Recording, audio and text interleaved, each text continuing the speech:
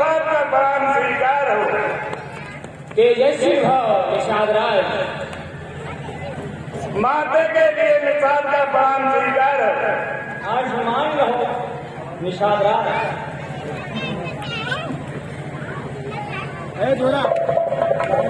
भैया लक्ष्मण के लिए निषाद का प्रणाम स्वीकार हो। खुश रहो निषाद राज।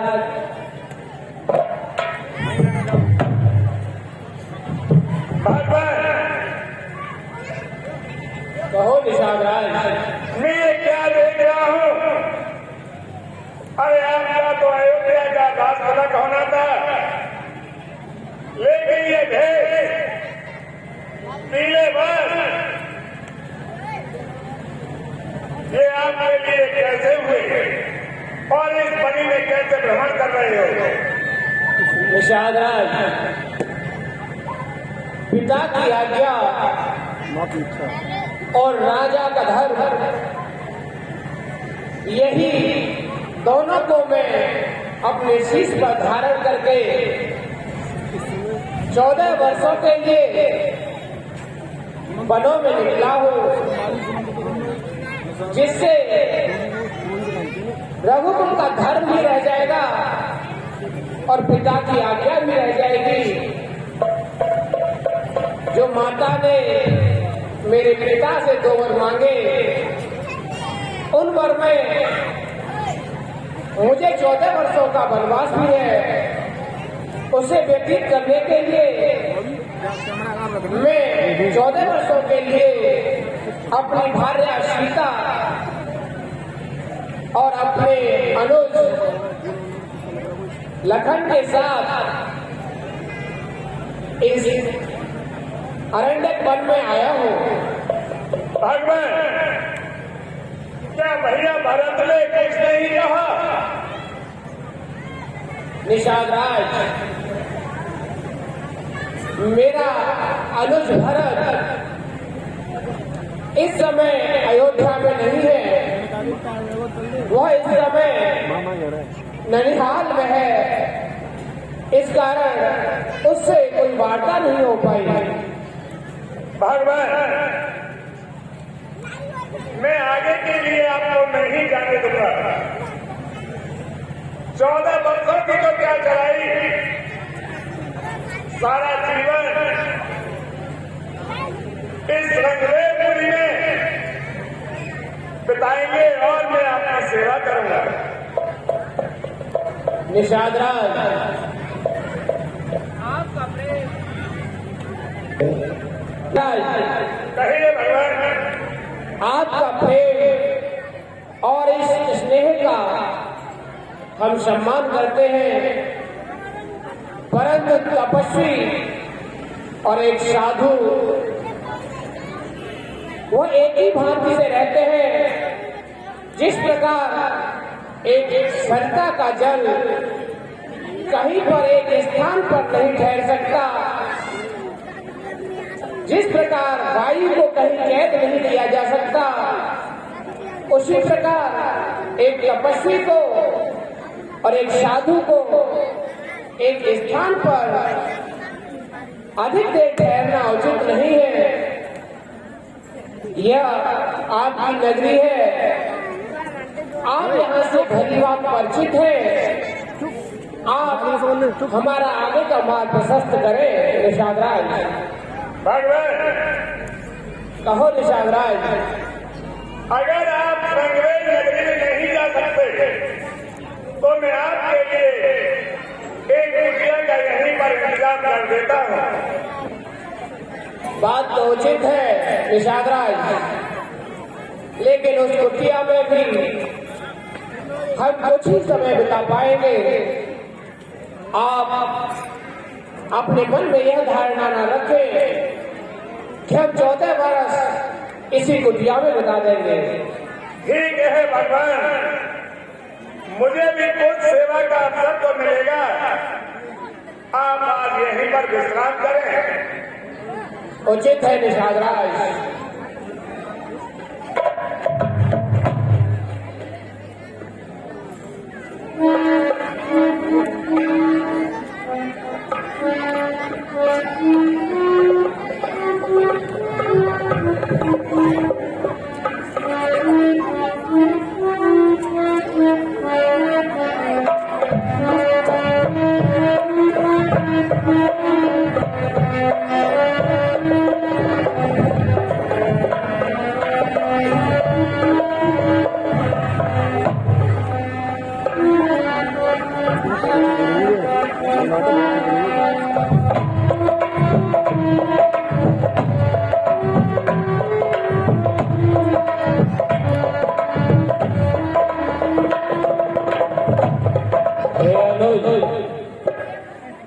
कहिए भैया, प्रातः काल हो चुकी है और ये भोर बेला में हमें अपने बालों को सुलझाने के लिए बट के दूध की आवश्यकता होगी। आप जाकर के बट का दूध लेकर के आओ। ठीक है भैया, जैसी आपकी आज्ञा।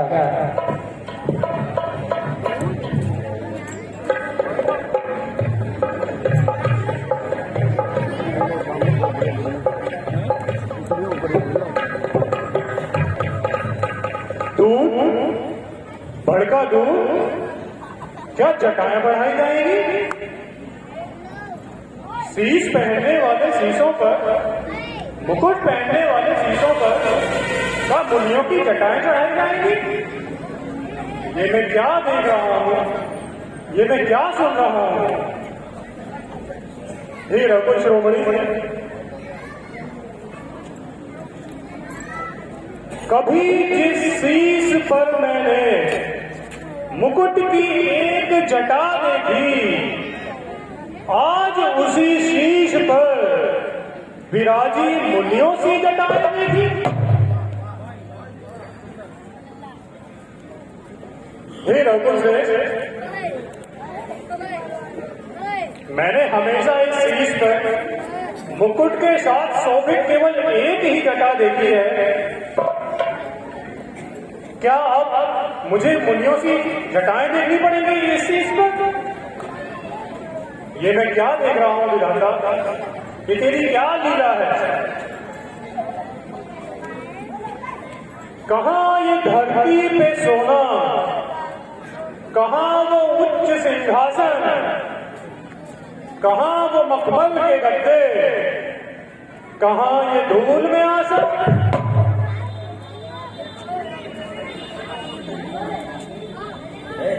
हे रघुनंदन, ये कुछ ऐसी कल्पना मेरे आंखों के सामने दौड़ रही है, मैं जिसका सपना भी नहीं देख पाया।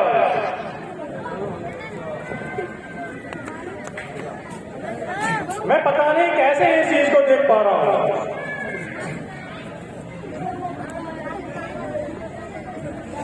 हे रघुनंदन, जब आप बंटी और प्रस्थान कर रहे थे तो महाराज ने मुझे और कुछ आदेश दिए थे, मैं वो आपसे कहना चाहता हूं। कहो महामंत्री, कहो। बार बार विनती करूं, दया से दो जगदीश, जो आज्ञा महाराज की कहूं नवाकर जब गमन किया तुमने बन को, महाराज के आंसू बहने लगे।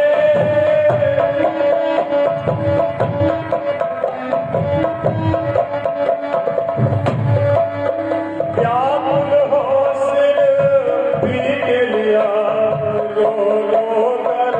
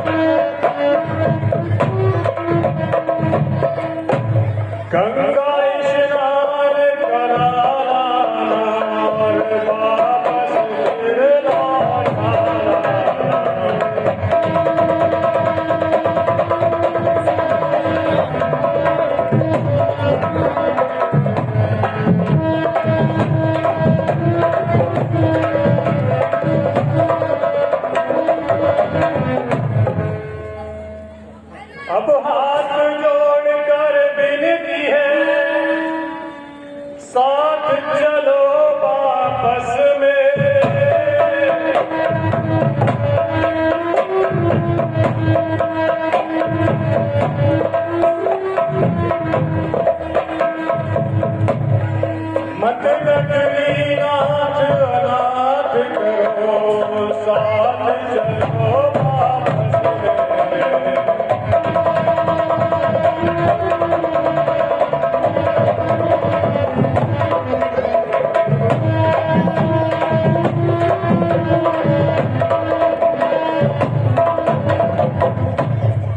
हे रघुनंदन, कहो महामंत्री।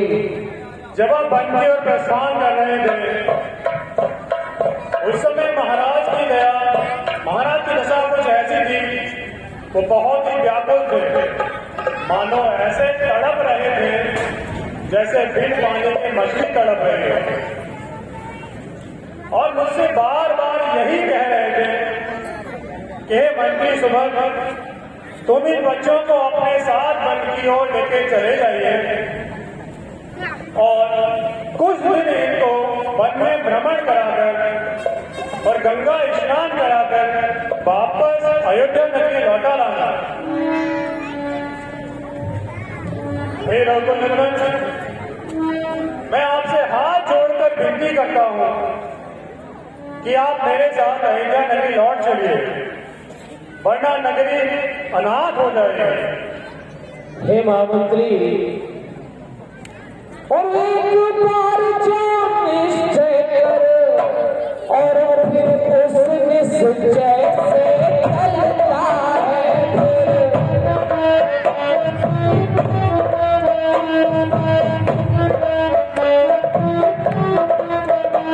चलता तो निश्चय चलता है पर आत्मा की दुर्बलता है।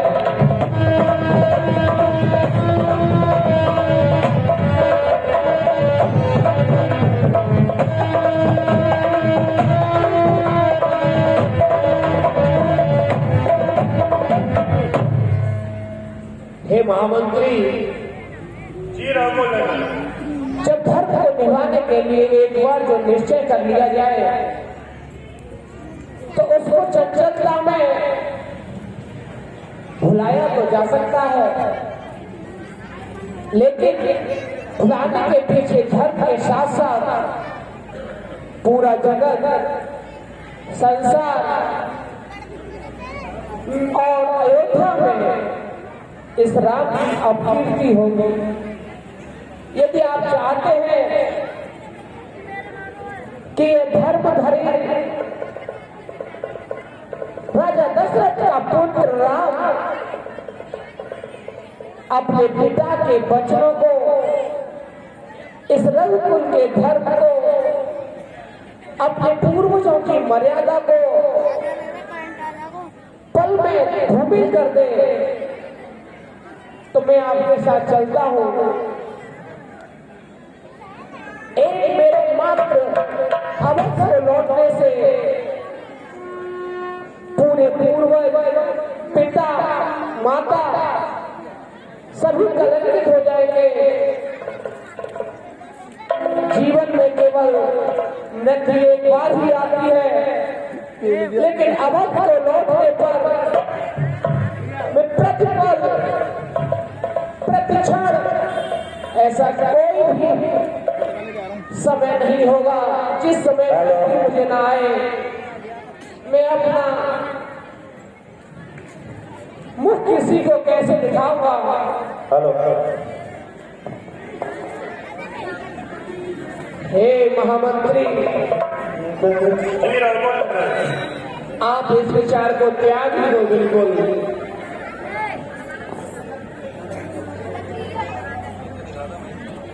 हेलो,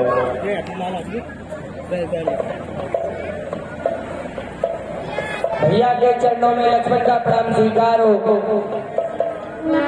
माता के चरणों में लक्ष्मण का प्रणाम स्वीकार हो।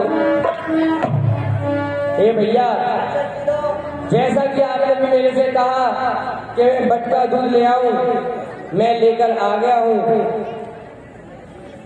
बैठो लखन। अनुज, आप भी अपनी जटाओं को संभालो।